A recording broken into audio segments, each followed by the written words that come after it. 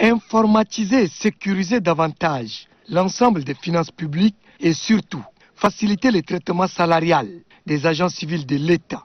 C'est le but visé par cette opération d'enrôlement biométrique dans le nouveau système intégré de gestion des finances publiques, en abrégé SIGFIP.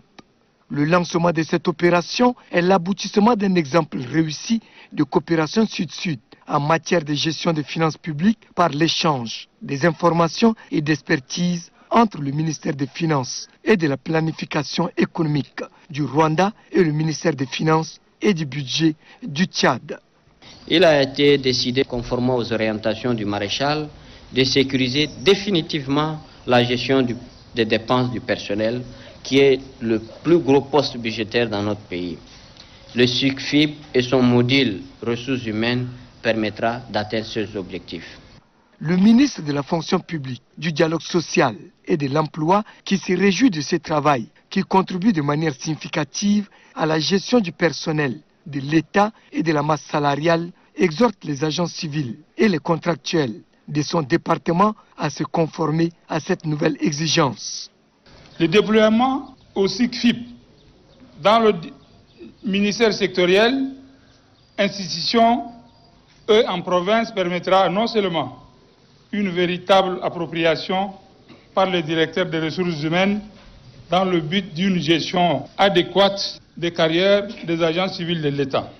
Le ministre d'État, ministre secrétaire général de la présidence de la République, Kalzobe Pahimi Debe, de préciser que ce système, conçu et adapté au traitement de la masse salariale, permettra aux fonctionnaires de sécuriser leur rémunération, d'être proches de leur domicile financier et d'éviter les interminables attroupements devant les banques.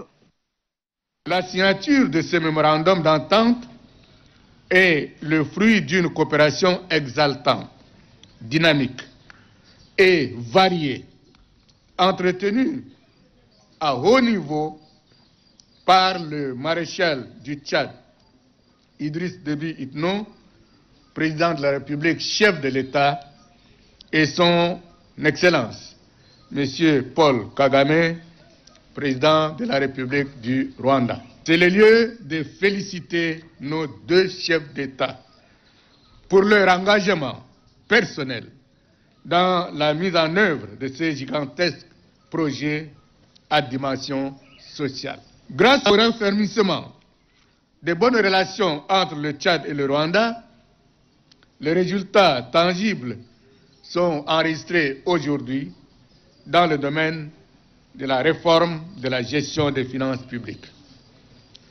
Cette coopération exemplaire doit se poursuivre dans bien d'autres secteurs de développement tels que la santé, l'éducation, l'énergie, les infrastructures. Il ne s'agit pas d'un recensement de plus, mais d'un véritable instrument financier qui répond aux exigences de l'heure.